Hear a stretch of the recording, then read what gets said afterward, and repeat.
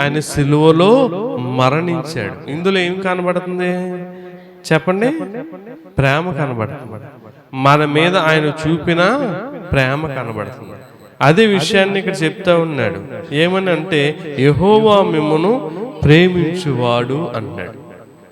దేవుడు ప్రతి ఒక్కరిని కూడా ప్రేమిస్తాడు. ఆయన దేవుడై ఉన్నాడు, ప్రతి ఒక్కరిని కూడా ప్రేమిస్తాడు. కనుక మన పాపముల నిమిత్తం ఆయన సిలువలో మరణించాడు. అయితే దేవుడు అందరినీ ప్రేమిస్తారు, కానీ ఆయనకి ఇష్టమైన వారిని కొంతమందిని కూడా ప్రేమిస్తాడని దేవుని లేఖనాలు చెప్తా ఉన్నాయి.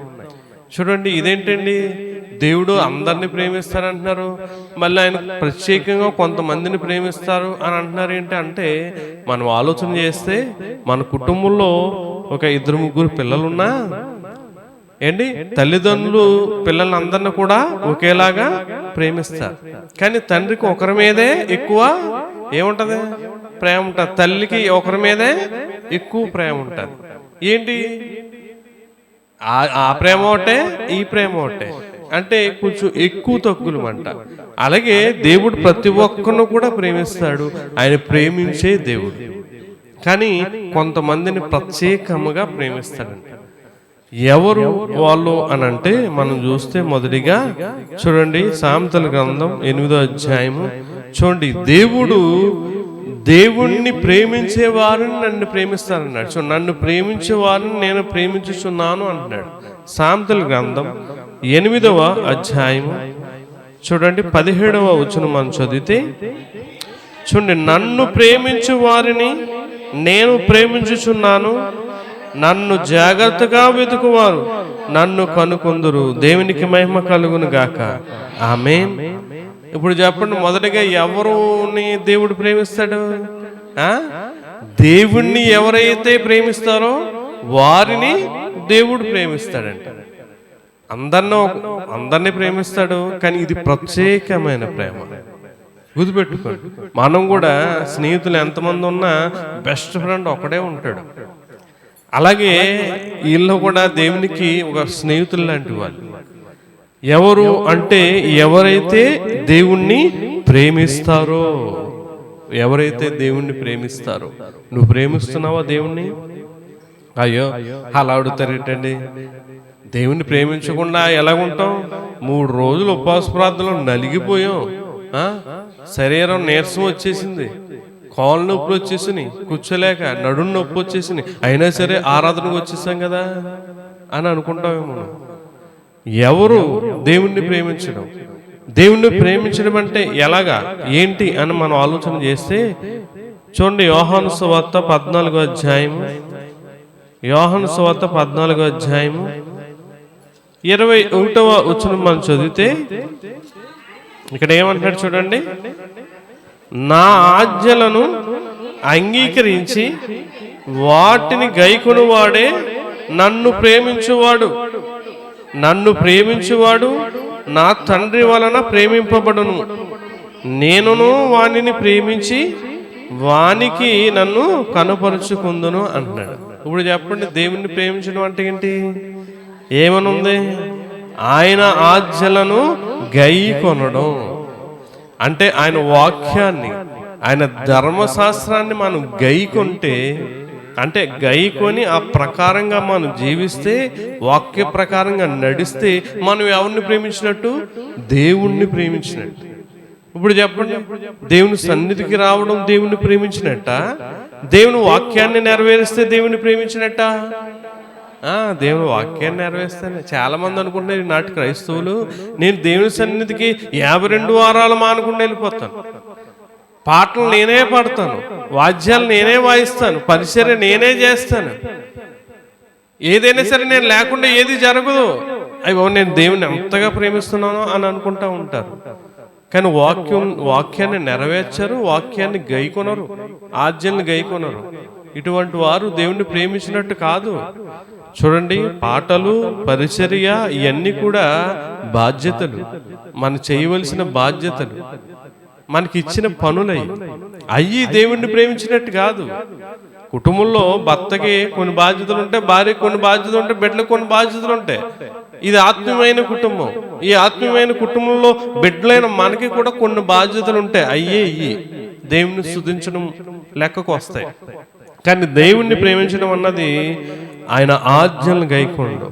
అదే అధ్యాయంలో 23వ వచనంలో కూడా మనం చదివితే, యేసు ఒకడు నన్ను ప్రేమించిన ఎడల వాడు నా మాట గైకొనును, అప్పుడు నా తండ్రి వానిని ప్రేమించును, మేము వాని యొద్దకు వచ్చి వాని యొద్ద నివాసము చేతును, దేవునికి మహిమ కలుగును గాక.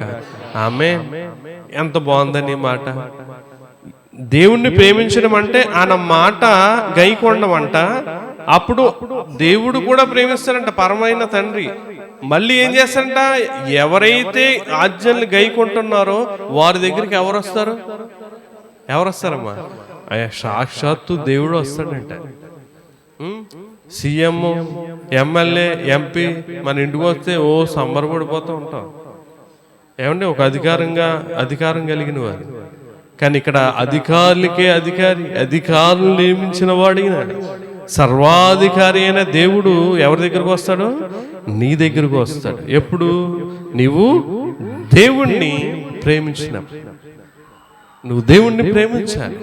ప్రేమించడం అంటే ఆయన మాటను గైకొని ఆయన మాట ప్రకారంగా నువ్వు జీవిస్తే దేవుణ్ణి ప్రేమించినట్టు. దేవుడు నీ దగ్గరకు వస్తాడండి. నీ చక్కగా అన్నాడు ఆయన. ఏమన్నాడు? మేము వాని యొద్దకు వచ్చి వాని యొద్ద నివాసము. ఏం చేస్తారంట? నివాసం అంటే అర్థం ఏంటి? అంటే నీ దగ్గర ఉంటాడంటండి దేవుడు. ఎంత బాగుంది ఈ మాట. ఎవరో బంధువులు, మనకిష్టమైన వారు, ఎవరో స్నేహితులు వచ్చి మన దగ్గర ఒక రోజు, ఒక 2 రోజులు ఉంటే ఎంతో ఆనందపడిపోతాం మనకిష్టమైన వారి దగ్గరికి వెళ్ళి ఉండడానికి. కానీ దేవుడే మన దగ్గరకు వచ్చి ఏం చేస్తాడంట? నివాసం చేస్తాడంట. ప్రియులారా, ఒకసారి ఆలోచన చేయండి. ఇక్కడ యోహాను సువార్తలో చూడండి, యేసుక్రీస్తు ప్రభువారు ఇక్కడ సీమోన్ని అడుగుతాడండి.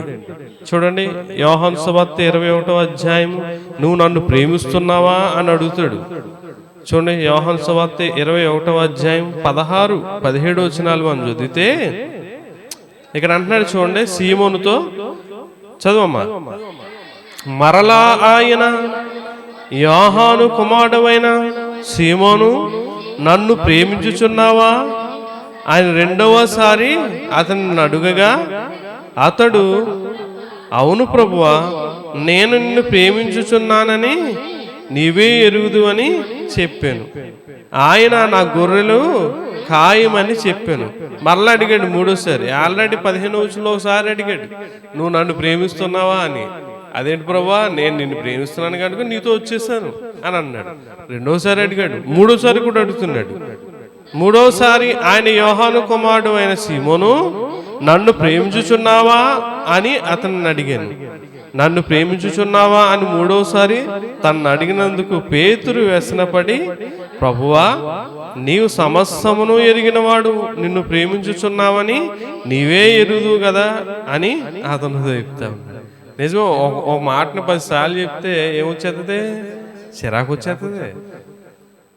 పాపం అని కడుపులంకలో మొదట్లో అక్కడ మైకెట్ చెప్తా ఉంటే, శరప నేను లేదు, పాపం అంటాడు, పాపంతో చచ్చిపోతాడని తిట్టుకునేవారు పాస్టర్ గారిని. ఇదేంటండి? దేవుడు పాపుల కోసం వచ్చాడు, పాపాన్ని దిగడానికి వచ్చాడు, మనం మారుమోసు పొందుకోసం వచ్చాడు. ఇంక పాపం అంటే తప్పేముంది? అదే కదా మనకు సబ్జెక్ట్ ఏదైనా సరే మనం ఎక్కడికైనా వెళ్ళవలసింది పాపం తీసుకోవడమే. అది తీసుకోకుండా నువ్వు ఆజ్ఞలు కాదు కదా దేవుణ్ణి ప్రేమించడం, ఇదేది కూడా జరగదు. అంటే ఒక్క పదాన్ని, ఒక విషయాన్ని చెప్తే వ్యసనం వచ్చేస్తుంది. దశంభాగాలు చెయ్యండి అమ్మా, మీరు ఇవ్వాలి, ఇస్తే మీరు దీవెన పొందుతారంటే చిరాకు వచ్చేస్తుంది. అది చేస్తే ఎంత దీవెన. ఇక్కడ కూడా అడుగుతున్నాడు, నువ్వు నన్ను ప్రేమిస్తున్నావా? ప్రేమిస్తే మాట్లా, దేవుణ్ణి ప్రేమిస్తే దేవుడు వారితో ఉంటాడు, దేవుడు వారిని ప్రేమిస్తాడు. అందుకే పని కట్టుకుని 3 సార్లు పేతురుని అడిగాడు, ఏవై పేతురు, నువ్వు నిజంగా నన్ను ప్రేమిస్తున్నావా అని. దేవునికి తెలుసు. కానీ అన్నిసార్లు అడిగినా సరే మనం చెప్పవలసిన సమాధానం చెప్పాలి. వ్యసన పడకూడదు, విసుగు రాకూడదు. పిల్లలు ఒకసారి ఆలోచన చేయాలి. డౌట్ వచ్చింది దేవునికి. ఎందుకంటే యేసుక్రీస్తు ప్రభువుని పట్టుకున్నప్పుడు ఏమైపోయాడు పేతురు గారు? చెప్పనమ్మా, ఏమైపోయాడు? పారిపోయాడు కదా. మరి ప్రేమ ఉంటే యేసుతోనే ఉండాలి కదా. దేవుణ్ణి ప్రేమించేవాడైతే నేను కూడా ఈయనతో ఉన్నవాడినే, ఈయనతో పాటు నాకు సిలువేయండి అనాలి కదా. ముమ్మారు ఏం చేశాడు? బొంకాడు. ఆయన ఎవరో నాకు తెలియదు, నేను ఎప్పుడు ఆయనతో లేను, ఆయన ఎవరో నేను చూడలేదు అని బొంకాడు. మరి అలా అంటప్పుడు డౌట్ రాదా? సేవకులు కూడా కొంతమంది డౌట్ వస్తూ ఉంటుంది విశ్వాసం మీద. వీళ్ళు చూస్తూ ఉంటే చాలా విశ్వాసంగా ఉంటారు. నిజమైన విశ్వాసమేనా? నిజంగా ప్రేమిస్తున్నారా అని డౌట్ వస్తూ ఉంటుంది. ఎందుకంటే క్రియలు బట్టి. ఇక్కడ కూడా సీమోను పేతురు ముందు జరిగిన సంఘటన బట్టి దేవుడు అతన్ని అనుమానించవలసిన పరిస్థితి అక్కడ చోటు చేసుకుంది. దేవుణ్ణి ప్రేమించడం అంటే ఆయన ఆజ్ఞలను గైకోండి. అదే విషయాన్ని మొదటి యోహాను రాసిన పత్రిక 5వ అధ్యాయము 3వ వచనంలో కూడా ఆ మాట రాయబడి ఉంది. చూడండి, మొదటి యోహాను రాసిన పత్రిక 5వ అధ్యాయం 3వ వచనం. మానవ ఆయన ఆజ్ఞలను గైకొనుటే దేవుణ్ణి ప్రేమించుట, ఆయన ఆజ్ఞలు భారమైనవి కాదు. దేవునికి మహిమ కలుగును గాక. ఆమేన్. మనం ప్రేమించడం, దేవుని ప్రేమించడం అంటే ఆయన ఆజ్ఞలు గైకొనడమే. ఆయన ఆజ్ఞలు ఎలా ఉండవంట? భారంగా ఉండవు. నువ్వు పని చేసినట్టుగా ఉండవు, నువ్వు డ్యూటీ చేసినట్టుగా ఉండవు, నువ్వు ఉద్యోగం చేసినట్టుగా ఉండవు, భారంగా ఉండదు. నీకు ఉద్యోగం చేస్తే, డ్యూటీ చేస్తే, పని చేస్తే, చదువుకుంటే నీకు భారం, బుర్రకి హీట్ ఎక్కేస్తుంది. నీకు చాలాసార్లు తలపోటు కూడా వచ్చేస్తుంది నీకు, నువ్వు చేసే పనిని బట్టి, ఒత్తిడిని బట్టి. పిల్లలు ఒకసారి ఆలోచన చేయండి. ఆయన అంటున్నాడు, ఏమంటున్నాడు? ఆయన ఆజ్ఞలు భారమైనవి కావు అంటున్నాడు. మన దేవుణ్ణి ప్రేమించడం అంటే ఆయన ఆజ్ఞలు గైకొండు. అంటే దేవుణ్ణి మనం ప్రేమిస్తే దేవుడు మనలను ప్రేమిస్తాడు. దేవుడు ప్రేమించే వారిని ఏం చేస్తాడు? సామెతల గ్రంథం 8వ అధ్యాయం 21వ వచనంలో ఆ మాట రాయబడి ఉంది. నన్ను ప్రేమించే వారిని ఆస్తికర్తులుగా చేదును, వారి నిధులు నింపెదను. దేవునికి మహిమ కలుగును గాక. ఆమేన్. ఇప్పుడు దేవుణ్ణి ప్రేమిస్తే ఎంత లాభం చూడండి. దేవుణ్ణి ప్రేమిస్తే దేవుడు మనల్ని ప్రేమిస్తాడు. దేవుణ్ణి ప్రేమిస్తే దేవుడు మన దగ్గరకు వచ్చి నివాసం చేస్తాడు. దేవుణ్ణి ప్రేమిస్తే దేవుడు మనల్ని ఏం చేస్తాడు? ఆస్తికర్తలుగా చేస్తాడు. క్రైస్తవులు దేవుని సన్నిధికి వస్తున్నారు కానీ దేవుని ఆజ్ఞలను గైకొనట్లేదు. అందుకే దేవుణ్ణి ప్రేమించడం వీలవుతలేదు. దేవుడు మనల్ని ప్రేమించలేకపోతున్నాడు. గుర్తుపెట్టుకోండి, మొదటిగా దేవుణ్ణి ప్రేమించే వారిని దేవుడు ప్రేమిస్తాడు. రెండవదిగా చూడండి, కీర్తనల గ్రంథం 2వదిగా నీతిమంతులను దేవుడు ప్రేమిస్తాడని చెప్తున్నాడు. కీర్తన గ్రంథం 146వ కీర్తన 146వ కీర్తన 8వ వచనం మనం చదివితే చూడండి, యెహోవా గుడ్డివారి కన్నులు తెరవజేయువాడు, యెహోవా కుంగిన వారిని లేవనెత్తువాడు, యెహోవా నీతిమంతులను ప్రేమించువాడు. రెండోదిగా ఎవరిని ప్రేమిస్తాడండి? నీతిమంతులను దేవుడు ప్రేమిస్తాడు. గుర్తుపెట్టుకోండి, నీతిగా జీవించే వారిని దేవుడు ప్రేమిస్తాడు. లోకంలో నీతి కాదు. లోకంలో నీతి యెషయా గారు మురికి గుడ్డతో పోల్చాడు, మురికితో పోల్చాడు. మురికిగా ఉన్నది ఏది కూడా మనం ఇష్టపడం. అది బట్ట అయినా సరే, తిండి అయినా సరే, ఏదైనా సరే. మురికి అంటే లోకంలో నేను ఏ తప్పు లేకుండా జీవిస్తున్నాను, నేను నీతిగా జీవిస్తున్నాను అంటూ ఉంటారు. దేవుడు లోకనీతిని ఏం చేశాడంటే మురికితో పోల్చాడు. మురికి గుడ్డతో, అంటే మురికికరమైన గుడ్డని మనం ముట్టుకోం, పాడేస్తాం, దానితో పోల్చాడు. దేవుడికి కావాల్సింది దేవునిలో నీతి. నువ్వు ఎక్కడ ఏం చేయాలంటే దేవునిలో నీతిమంతుడిగా ఉండాలి. దేవుని సన్నిధిలో నువ్వు నీతిమంతుడుగా ఉండాలి. అప్పుడు దేవుడు నిన్ను ప్రేమిస్తాడు. గుర్తుపెట్టుకోండి, ఒక మాట అంటాడు చూడండి. ఇక్కడ మొదటి యోహాను రాసిన పత్రిక, యోహాను రాసిన మొదటి పత్రిక 3వ అధ్యాయము చూడండి 7వ వచనం మనం చదివితే, చిన్నపిల్లలారా, ఎవరిని మిమ్మల్ని మోసపరచనీయకుడి. ఆయన నీతిమంతుడైనట్టు నీతిని జరిగించు ప్రతివాడును నీతిమంతుడు. ఇప్పుడు నీతిమంతుడు అంటే ఎవరు? నీతిని జరిగించేవాడు, అంటే వాక్యాన్ని జరిగించేవాడు. నీతి ఎక్కడుందో చెప్పండమ్మా. లోకంలో ఉందా? లోకంలో ఉందా? మనుషుల్లో ఉందా? ఎక్కడైనా ఉందా? ఏదైనా ప్రాంతంలో ఉందా? నీతి అనేది ఎక్కడా లేదు. ఎక్కడుంది? ఒక్క పరిశుద్ధ గ్రంథంలో, దేవునిలోనే ఉంది. అందువల్ల మనం వాక్యాన్ని నెరవేరిస్తే మనం ఏమవుతాం? నీతిమంతులు అవుతాం. అదే చేశాడు అబ్రహాం గారు. ఏం చేశాడు ఆయన? ఏం చేశాడు? అబ్రహాము దేవుని నమ్మెను, అది అతనికి నీతిగా ఎంచబడెను. అంటే ఆయన వాక్యాన్ని నెరవేర్చాడు, వాక్య ప్రకారంగా జీవించాడు. అది అతనికి ఏమైంది? నీతిగా మార్చబడింది. నువ్వు కూడా వాక్యాన్ని నెరవేర్స్తే, ఆయన వాక్య ప్రకారంగా జీవిస్తే నీవు కూడా నీతిమంతుడిగా తీర్చబడతావు. గుర్తుపెట్టుకుని ప్రియులారా, ఇక్కడ మనం ఆలోచన చేస్తే నీతిమంతులను దేవుడు ప్రేమిస్తాడు. ఇక్కడ యోహాను సువార్త 11వ అధ్యాయంలో చూడండి, లాజరు ఏమవుతాడంటే రోగి అయి ఉంటాడు. 11వ అధ్యాయంలో మనం చూస్తే చూడండి, యోహాను సువార్త 11వ అధ్యాయంలో 3వ వచనం మనం చదివితే చూడండి, అతని అక్కా చెల్లెళ్ళు, ప్రభువా ఇదిగో నీవు ప్రేమించువాడు రోగి అయి ఉన్నాడు, రోగి అయి ఉన్నాడని ఆయన యొద్దకు వర్తమానం పంపాను. లాజరు గురించి ఏం చెప్తా ఉన్నాడు? దేవుని దగ్గరికి పంపమని. దేవుని దగ్గరికి పంపించి ఏమంటున్నారు? నీవు ప్రేమించు. లాజరు ఏమయ్యాడు? రోగి అయి ఉన్నాడు. చూడండి, ఆ మాట ఎంత బాగుంది. నీవు ప్రేమించు, వాడు రోగి అయి ఉన్నాడయ్యా, త్వరగా రా అంటున్నాడు. చూడండి, అలాగా చెప్పగలరా దేవుడు మనతో? మనం ఎవరి గురించి అని చెప్పగలం? అయ్యా ఇగో నువ్వు ప్రేమించు పలానా విశ్వాసి, నువ్వు ప్రేమించే పలానా సోదరి, నువ్వు ప్రేమించే పలానా సహోదరుడు బలహీనంగా ఉన్నాడు, ఇబ్బందుల్లో ఉన్నాడని ప్రార్థన చేయగల సాక్ష్యం ఉందా మనకి? ఇక్కడ లాజరు దేవుణ్ణి ప్రేమించాడు, వారి కుటుంబం. దేవుడు కూడా లాజర్ని ఏం చేశాడు? మార్తా మరియ లాజర్ని ప్రేమించాడు.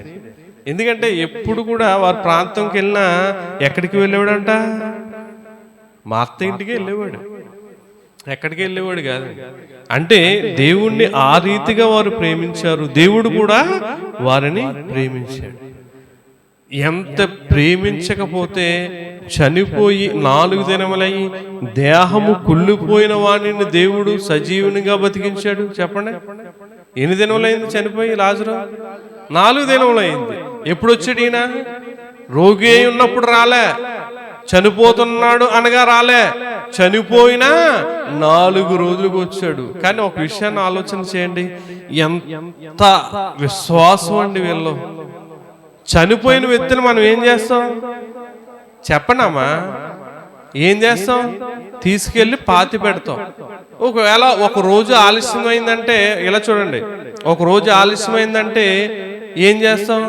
ఎవరన్నా బంధువులు లేకపోతే విదేశాలు ఉన్నారని చెప్పి ఏదైనా ఫ్రిడ్జ్లో ఐసుల్లో పెట్టి వెయిట్ చేసి ఒక రోజు లేకపోతే రోజున్నరలో ఏం చేస్తాం? మరలా తీసుకెళ్ళిపోతాం. కానీ ఇక్కడ చనిపోయి 4 రోజులైనా సరే ఎవరి కోసం వెయిట్ చేస్తున్నారు? యేసు వచ్చాకే ఏ తీయాలి? ఈ దేహాన్ని తీయాలి. చూడండి, వాళ్ళు నిజంగా ఎంతగా ప్రేమిస్తున్నారండి. బతుకున్నప్పుడు వస్తారని చూశారు, చనిపోయే కన్నా కూడా వచ్చి యేసయ్య చూడాలి, అప్పుడే నేను సమాధికి తీసుకెళ్తాను, సమాధి చేస్తానని చెప్పి ఒక తీర్మానాన్ని కలిగి ఉండాలి. ఈరోజు నువ్వు బలహీనంగా ఉంటావు, నీలో ఏయో ఉంటాయి, దైవజనుడు రావాలి, ప్రార్థన చెయ్యాలి, చూడాలి, ఇటువంటి ఆలోచన నీకు ఉండట్లే. చనిపోయాక ఎవ్వరు కూడా దేహాన్ని ఉంచరండి.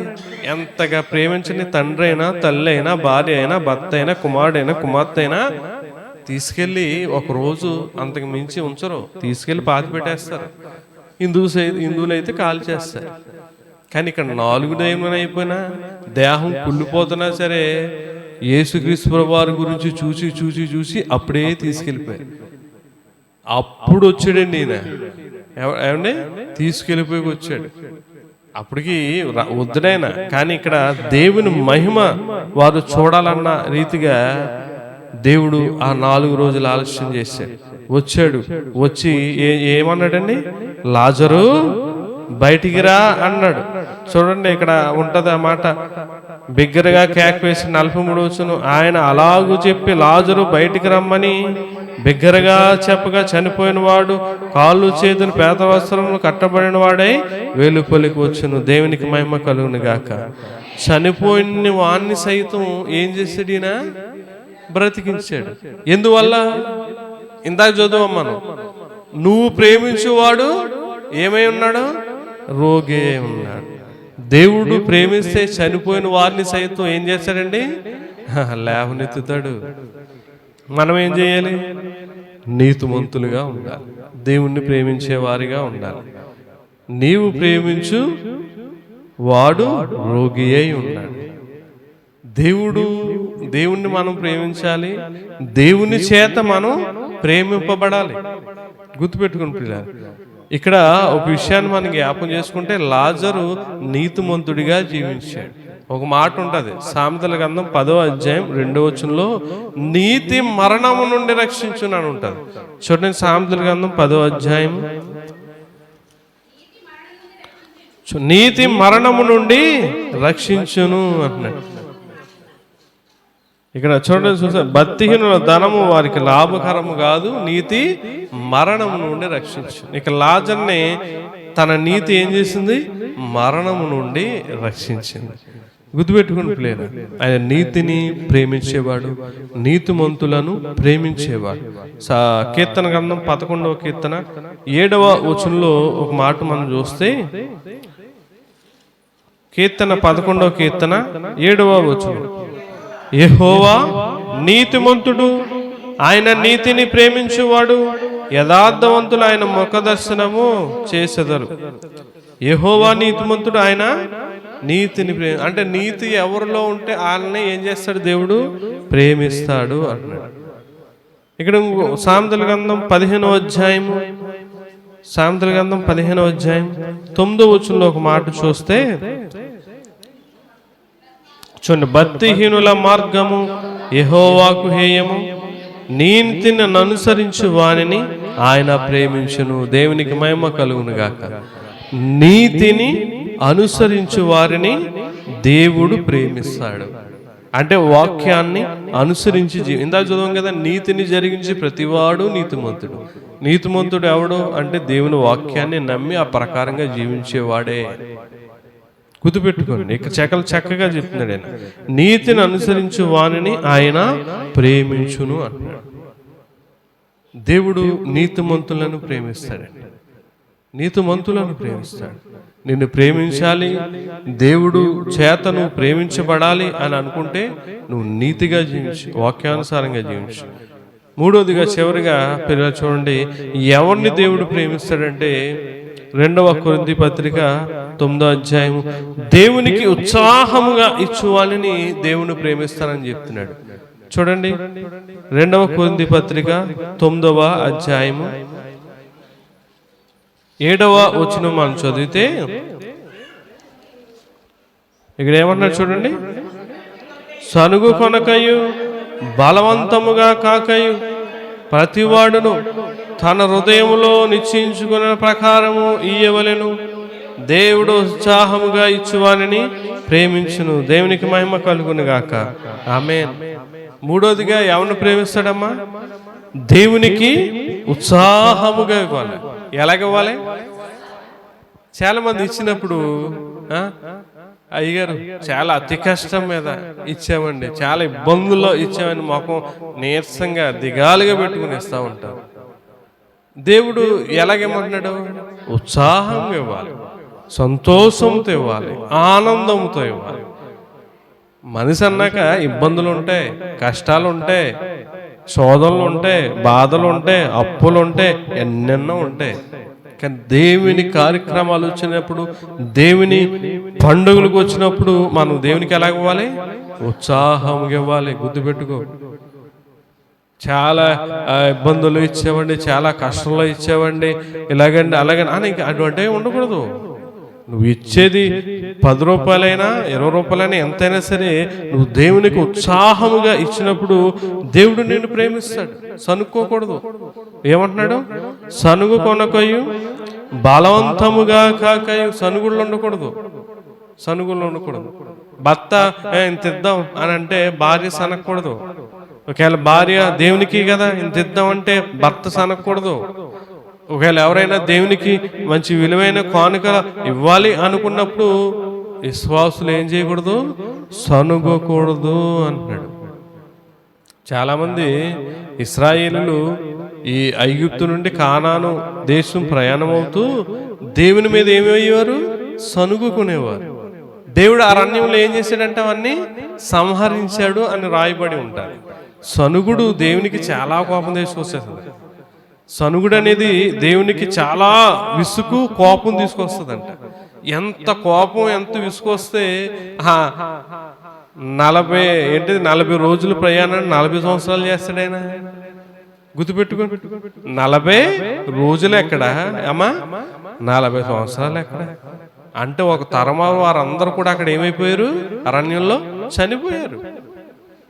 సనుగుడు అనేది దేవుడు నీ పాపం నువ్వు చేయి, ఏదన్నా చేయి, కానీ సనుగుడు అనేది దేవుడు అస్సలు సహించాడు. అందుకే పర్టికులర్గా ఇక్కడ చెప్తున్నాడు, సనుగు కొనకయు బలవంతంగా కూడా ఇస్తారు. కొంతమంది బలవంతంగా ఇవ్వలేక వాళ్ళు ఇచ్చారు, మనం ఇవ్వకపోతే ఏమవుద్ది, మనం చులకనైపోతాం, చీప్ అయిపోతాం, మళ్ళీ అందరి ముందు వాళ్ళు ఇచ్చేసారు కదా, మరి వాళ్ళకి ఎక్కువైపోయి ఇచ్చేసారు, గొప్పలకి ఇచ్చేసారు, అలాగే ఇచ్చేసారు అనుకుని సర్లే మనం ఏం చేస్తాం, మరి ఇవ్వాలి, ఇవ్వకపోతే ఏంటమ్మా విధురాలే అలాగే ఇచ్చారు, వాళ్ళే ఇచ్చారు, నువ్వు ఇవ్వకపోతే ఎలాగా అని అంటారని చెప్పి ఎలాగిస్తారు వీళ్ళు? బలవంతంగా ఇస్తారంట. సనుగు కొనకయు బలవంతముగా కాకయు. నువ్వు ఎలాగిస్తున్నావు దేనికి తెలుసా లేదా అమ్మా? సేవకుడు తెలియదు కానీ అమ్మా ఎవరు తెలుసు? దేవునికి ఖచ్చితంగా తెలుసు. అందుకే మనం ఇచ్చేది ఉత్సాహంగా ఇవ్వాలి, ఆనందంతో ఇవ్వాలి, సంతోషంతో ఇవ్వాలి. ఎవరికి ఇస్తున్నావు? దేవునికి ఇస్తున్నావు అండి. మనుషులకి ఇచ్చేది మళ్ళా మనకివ్వరు, స్నేహితులకి ఇచ్చేది మళ్ళా మనకివ్వరు, కానీ దేవుడికి ఇచ్చేది మరలా మనకి తిరిగి వస్తుంది రెట్టింపుతో. గుర్తుపెట్టుకో. అందువల్ల నువ్వు సంతోషంతో ఆనందంతో ఇవ్వాలి. ఆలోచనలో ఉంటది, కొంచెముగా విత్తువాడు కొంచెముగా పంట కోయను, సమృద్ధిగా విత్తువాడు సమృద్ధిగా పంట కోయను అని ఈ విషయమై చెప్పవచ్చు అంటున్నాడు. నువ్వు సమృద్ధిగా విత్తు, కొంచెం విత్తుతే కొంచెమే, సమృద్ధిగా విత్తు, దేవుడు నీకు ఎలాగిస్తాడు? సమృద్ధిగా ఇస్తాడు. ఇక్కడ లోకాసు వార్త 21వ అధ్యాయంలో ఇక్కడ విధవరాలు ఉంటుందండి. ఈ విధవరాలు చూడండి, మొత్తం జీవనం అంతా వేసేసిందంట. ఎంత ఉత్సాహంగా ఇచ్చింది, దాచుకోలేదు. అరే సాయంత్రం మధ్యాహ్నం తినాలి, రాత్రి తినాలి, రేపుడికి తినాలి, దాచుకుందాం అని అనుకోలేదు. దేవుడేమి కూడా నీకు జీవనం అంతా వేసామని చెప్పట్లే.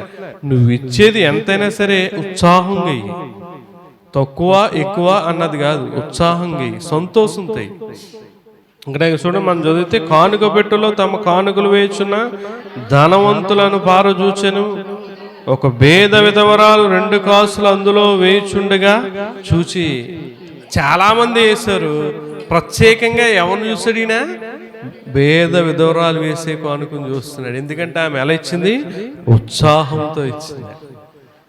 ధనవంతులేమో కట్ల వేసేసారు, కొంతమంది బంగారం వేసేసారు, కొంతమంది కానుకలు వేసేసారు, లేకపోతే మూటలు తెచ్చేసేసారు. ఎవడు కూడా నేను గొప్పగెత్తున్నాను నేను అలాగా అని చెప్పి హోదాకి వేసినోలే గప్ప ఉత్సాహంతో దేవుణ్ణి ప్రేమించే కానుక ఈ ఒక్క భేద విధవరాలే ఇచ్చింది. అందుకే ఈమెను పనిగట్టుకుని చూశాడండి. ఈ భేద విధవరాలు అందరికంటే ఎక్కువ వేసినని మీతో నిజముగా చెప్పుచున్నాను. వారందరూ తమ కలిగిన సమృద్ధిలో కానుకలు వేసిరు, కానీ ఈమె తన లేమిలో తనకు కలిగిన జీవనమంతయు వేశాను. 2 కాసులు. అక్కడ కానుకలు అందరికంటే తక్కువ వేసింది ఎవరు? ఏమో ఈవిడే. ఎందుకంటే రాశాడు కదా, భేద విధవరాలు. భేదదే, భేద విధవరాలు. అందరికంటే తక్కువ కానుక ఈమె వేసింది. కానీ ఎలాగేసింది? ఉత్సాహముగా వేసింది. గుర్తుపెట్టుకో, నువ్వు దేవునికి ఇచ్చేది సనుక్కుంటా బలవంతంగా ఇవ్వకు. ఎవరు స్తోమతను బట్టి వారు ఇస్తారండి. ఏమన్నా అంటే అందుకే మన సంవత్సరం కూడా నేను కానుకలు చదవద్దని చెప్పాను. అయ్యగారికి కూడా ఇష్టపడలేదు. ఎందుకంటే ఒక్కొక్కరిది ఒక స్థితి, వారి స్థితిని బట్టి ఇస్తారు. ఇక్కడ చదవడం వల్ల ఏంటంటే వాళ్ళు ఎక్కువ ఇస్తారు, వీళ్ళు తక్కువ ఇస్తారు, వీళ్ళు ఎక్కువ ఇస్తారు, వీళ్ళు తక్కువ ఇస్తారు. ఎందుకంటే హెచ్చుతగ్గులు. వాళ్ళు ఇచ్చారు మనం ఇవ్వలేకపోను అని బాధ ఉండకూడదు. లేకపోతే వీళ్ళు తక్కువ ఇచ్చారు వాళ్ళు ఎక్కువ ఇచ్చారని చెప్పి ఎవరు పొగడత కోసం ఉంది అని చెప్పి ఇంకా లాస్ట్ ఇయర్ కూడా చదవలే అయ్యగారు. అవునండి, నువ్వు దేవునికి ఇస్తున్నావు, దేవుడు నీకు ప్రతిఫలం ఇస్తాడు అంటాడు కదా. లోకసువార్త 6:38 ఈయుడి మీకు ఇయ్యబడను. అది ఇచ్చేది కూడా నువ్వు ఉత్సాహంతో ఇవ్వాలి. ఇక్కడ అంటాడు చూడండి, క్షమించుడి మీరు అప్పుడు మీరు క్షమింపబడుదురు, ఈయుడి అప్పుడు మీకు ఇయ్యబడును అనిసి కుదించి దిగజారునట్లుగా. చూడండి, నిండు కొలతతో మనుషులు మీ ఒడిలో కొలుతురు, మీరు ఏ కొలతతో కొలుతారో ఆ కొలతతోనే మీకు మరలా కొడబడు. మనం ఏ కొలతతో కొలుస్తామో, ఏ కొలతతో ఇస్తామో ఆ కొలతే మనకి ఏమొస్తుందంటమ్మా? తిరిగి మరలా వస్తుందంట. అందుకే మనం దేవునికి ఇచ్చేటప్పుడు ఏదైనా పండుగలు కానీ కథకార్యాలు కానీ జరిగినప్పుడు మనం ఉత్సాహముగా ఇవ్వాలి. మన సంవత్సరానికి ఒకసారి జరుగుతుంది క్రిస్మస్ పండుగ. ఏమండి, ఏ ఉపవాస ప్రార్థనలు జరగవు, సభలో జరగవు, ఏమి మధ్యలో ఉండవు. సంవత్సరానికి ఒకసారి క్రిస్మస్ పండుగ. నువ్వు సంవత్సరం అంతా దేవుడి నుండి కాచి కాపాడి నీ కుటుంబం చదువులకి, నీ బిడ్డలు పనులకి, డ్యూటీలకి, ఉద్యోగాలకి వెళ్ళి వస్తున్నారు, క్షేమంగా ఉంటున్నారంటే దేవునికి ఎటువంటి విలువైన కానుక ఉత్సాహంగా ఇస్తున్నావు ఆలోచన చేసుకో. నువ్విచ్చే కానుకను బట్టే విలువ ఉంటుంది. గుర్తుపెట్టుకో, నీ బంధువులు కానీ స్నేహితులు కానీ వివాహాలకి శుభకార్యాలకి వెళ్తావు. ఒక విషయాన్ని అడుగుతాను, అమ్మా మీరు అందరికీ ఒకే కానుక ఎడతారా కట్నం? ఏంటి సెపరేట్? ఎందుకు ఎట్టరు? అందరూ దేవుడు ఒకేలా ప్రేమించమన్నాడు కదా. నీ బంధువులు కానీ స్నేహితులు కానీ ఇరుపురుగు అందరికి ఒకే కట్నం ఎట్టో కానుక. ఎందువల్ల? హెచ్చు తగ్గులు ఉంటే నీకు ఇష్టమైన వాళ్ళకి ఒక్క కానుక, ఇష్టం లేని వాళ్ళకి బాగా ఇష్టమైన వాళ్ళకి గిఫ్ట్ గిఫ్ట్ గిఫ్ట్ పట్టుకెళ్తావు. అంటే మరి దేవునికి కూడా వ్యత్యాసం చూపిస్తున్నావా కానుక విషయంలో? అంటే దేవుడిని తక్కువ ప్రేమ కంటే తక్కువ కానుకిస్తున్నావు. దేవుడు అంటే నీకు ఎక్కువ ప్రేమ ఉంటే ఎలా ఇస్తావు? ఎక్కువ కానుకిస్తావు. గుర్తుపెట్టు, మనుషుల్లో చూపించే భేదాలు ఎక్కడ చూపించకూడదు. దేవుడు మనుషులు నువ్వు పెట్టింది నీకు పెట్టేస్తారు, కానీ దేవుడు అలా కాదండి. నువ్వు ఎలాగెత్తనే అలాగెత్తారు. కానీ చాలా మంది మనుషులు పెట్టినా తిరిగి పెట్టరు. కానీ దేవుడు నువ్వు తక్కువ ఇస్తే నీకు తక్కువే ఇస్తాడు, నువ్వు ఎక్కువ ఇచ్చావు అనుకో దేవుడు నీకు ఎక్కువ ఇస్తాడు. మన దేవునికి కూడా ఇప్పుడు ఇష్టపూర్వకంగా ఉత్సాహంగా ఇవ్వాలి. హేబేలు కూడా ఉత్సాహంగా ఇచ్చాడు. ఎబ్రీ పత్రిక చివరిగా చూడండి, ఎబ్రీ పత్రిక 11:4 ఉంటుంది మాట. ఎబ్రీ పత్రిక 11 విశ్వాసమును బట్టి హేబేలు కయ్యేని కంటే శ్రేష్టమైన బలి దేవునికి అర్పించాను. దేవుడే అతని అర్పణను గూర్చి సాక్ష్యం ఇచ్చినప్పుడు అతడు ఆ విశ్వాసమును బట్టి నీతిమంతుడని సాక్ష్యము పొందెను. అతను మృతి నొందియు ఆ విశ్వాసం ద్వారా మాట్లాడుచున్నాడు అని అంటున్నాడు. చూడండి, శ్రేష్టమైన బలి ఇచ్చాడంట, శ్రేష్టమైన అర్పణ ఇచ్చాడంట. ఎలాగిచ్చాడు? ఉత్సాహంగా ఇచ్చాడు. కయ్యేనేమో ఉత్సాహం లేదు, ఏంటి ఈ అర్పణలేంటి కానుకలేంటి అన్నట్టుగా ఏదో ఇవ్వాలన్నట్టుగా ఇచ్చాడు. సనుక్కుంటా బలవంతంగా ఇచ్చాడు. కానీ ఇక్కడ ఈ హేబేలు సంతోషంతో ఉత్సాహంతో ఇచ్చాడు. అందుకే హేబేలు అర్పణ అతను అంగీకరించాడు. దేవుడు గుర్తుపెట్టుకో, నువ్వు ఇచ్చేది కూడా ఉత్సాహముగా సంతోషంగా ఇవ్వాలి. చివరిగా 2 కొరింథీ పత్రిక 8వ అధ్యాయము చూడండి. 8వ అధ్యాయం 11, 12 వచనాలు చదువుకు ముగించుకుందాం. చూడండి. కావున తలపెట్టుటకు సిద్ధమైన మనస్సు మీలో ఎలాగూ కలుగునో అలాగే మీ కలిమి కొలది సంపూర్తి అగునట్లు మీరు ఆ కార్యమును ఇప్పుడే నెరవేర్చుడి. మొదట ఒకడు సిద్ధమైన మనసు కలిగి ఉంటే శక్తికి మించి కాదు గాని కలిమి కొలదియే ఇచ్చినది ప్రీతికరమగును. దేవునికి మహిమ కలుగును గాక.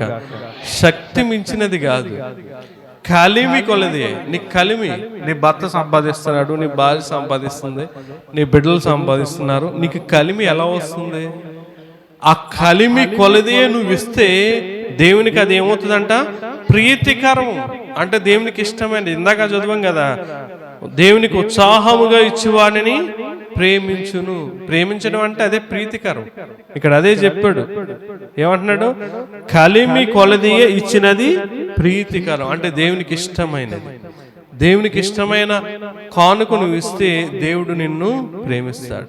దేవుడు ఉత్సాహముగా ఇచ్చేవాడిని ప్రేమించును అని అంటాడు. గుర్తుపెట్టుకోండి పిల్లారా, మనల్ని దేవుడు ప్రేమించేవాడు, కానీ ఇది ప్రత్యేకమైన ప్రేమ. నువ్వు దేవుడి ద్వారా నువ్వు ప్రేమించబడాలని నువ్వు అనుకుంటే దేవుణ్ణి ప్రేమించు, నీతిగా జీవించు, దేవునికి ఇచ్చే విషయంలో ఉత్సాహంగా, పరిచర్య చేయడంలో ఉత్సాహంగా ఉండు, దేవుని సన్నిధికి రావడానికి ఉత్సాహంగా ఉండు, పాటలు పాడడంలో, ఏదైనా కార్యక్రమాల్లో, సువార్త ప్రకటించడం, ప్రతి దానిలో కూడా నువ్వు దేవుని పట్ల ఉత్సాహంగా ఉన్నప్పుడు దేవుడు నిన్ను ఉత్సాహంగా ప్రేమిస్తాడు. ఆ రీతిగా మనం వాక్య ప్రకారంగా జీవిద్దాం. విన్న వాక్య ప్రకారంగా దేవుని ద్వారా మనం ప్రేమించబడదాం, దేవుని ద్వారా దైవాశీర్వాదాలు పొందుకుందాం. అట్టి కృప మీ అందరికీ తోడే ఉండును గాక. ఆమేన్. ప్రార్థన చేసుకుందాం. ప్రియులారా, విన్న వర్తమానాన్ని బట్టి ఒక్క నిమిషం దేవుణ్ణి అడగండి. నువ్వు చెప్పగలవా దేవుడు నన్ను ప్రేమిస్తున్నాడని? నువ్వు దేవుణ్ణి ప్రేమించడం కాదు, మనం ఆన్లైన్లో ప్రేమిస్తాం. వాళ్ళు మనం ప్రేమిస్తున్నారా? మనుషులు కూడా వదిలేయి. దేవుడు నిన్ను ప్రేమిస్తున్నాడా? దేవుడు నిన్ను ప్రేమించే అర్హత నీకు ఉందా? అట్టి విలువ నువ్వు సంపాదించుకున్నావా? దేవుడు ప్రేమించేవాడు అంటున్నాడు. దేవుడు నువ్వు ప్రేమిస్తున్నావా? నన్ను ప్రేమించేవాడిని నేను ప్రేమిస్తాను అంటున్నాడు. దేవుణ్ణి ప్రేమించడం అంటే ఏంటి? వాక్య ప్రకారంగా జీవించడం, వాక్యాన్ని నెరవేర్చడం. నువ్వు దేవుణ్ణి నువ్వు ప్రేమిస్తే దేవుడు నిన్ను ప్రేమిస్తాడు, నిన్ను ఆస్తికర్తలుగా చేస్తాడండి. ఆయన వాక్యం ఉన్నది ఉన్నట్టే. ఆకాశం భూమి గతించిన నా మాటలు గతించమన్నాడు ఆయన. నువ్వు ఖచ్చితంగా నువ్వు ప్రేమించు. నువ్వు ప్రేమిస్తే ఖచ్చితంగా దేవుడు నిన్ను ప్రేమిస్తాడు, గొప్పవారిగా ఉంచుతాడు. రెండోదిగా నీతిమంతులను దేవుడు ప్రేమిస్తాడు. నీతిని జరిగించాలి, వాక్యాన్ని జరిగించాలి, వాక్య ప్రకారంగా నువ్వు జీవించాలి. ఏదో లోకంలో నేను తప్పు లేకుండా జీవించాను, లోకంలో నేను ఎలా ఉన్నానంటే లోకం దేవునికి పనిచేయాలి. మన ఇక్కడ ఏదైనా సరే ఆత్మీయమైన అర్థాలే మనం తీసుకోవాలి తప్ప లోకానుసారమని శరీరానుసారమైనవి మనం తీసుకోకూడదు. ఇక రెండోది మనం చూస్తే నీతిమంతులను ప్రేమిస్తాడు. నిజమే, లాజర్ని దేవుడు ప్రేమించాడు కనుక, నీతిగా జీవించాడు కనుక చనిపోయిన వాణ్ణి సైతం దేవుడు లేవనెత్తాడు. ఈరోజు నువ్వు అనేక ఇబ్బందుల్లో ఎన్నో నువ్వు కూడిపోయి ఉండొచ్చు. దేవుడిని నిన్ను లేపాలంటే నువ్వు దేవుడిని ప్రేమించు. చివరిగా దేవునికి ఉత్సాహంగా ఇచ్చేవాడిని దేవుడు ప్రేమిస్తాడు. దేవునికి నువ్వు ఉత్సాహంగా ఇయ్యమ్మా, సనుక్కొనుకో, బలవంతంగా ఇవ్వకు. వాళ్ళు ఇచ్చారని వాళ్ళ స్తోమత బట్టి వారు ఇస్తారు, నీ స్తోమత బట్టి నువ్వు అంతే తప్ప అలాగని చెప్పి తక్కువ ఇవ్వకు. నువ్వు ఎలాగ ఏ కొలతతో కొలుతో ఆ కొలతతోనే దేవుడిని కొలుస్తాడంట. దేవునికి దేవుడు నీకు ఇస్తాడు. ప్రార్థన చేసుకుందాం. మహాగొండ మహోన్నతుడా, ఈ ఉదయకాలం మందు ప్రేమించే దేవుడు అని చెప్పావు. ఎవరిని నువ్వు ప్రేమిస్తావో ప్రత్యేకంగా కూడా నీ లేఖనాల ద్వారా మాతో మాట్లాడారు. ప్రవిత్తబడిన మాటల ప్రకారం మేము ఆ వాక్యాన్ని నెరవేర్చి నీ ద్వారా మేము ప్రేమించబడి నీ ద్వారా మేము పొందే దైవాశీర్వాదాలు దేవుళ్ళు మేము పొందుకునే భాగ్యం యోగ్యత మాకు దయచేయమని ఈ మాటలు బట్టి మేము బలపడి నీ పరిచర్యలో నీ సేవలో ముందు కొనసాగి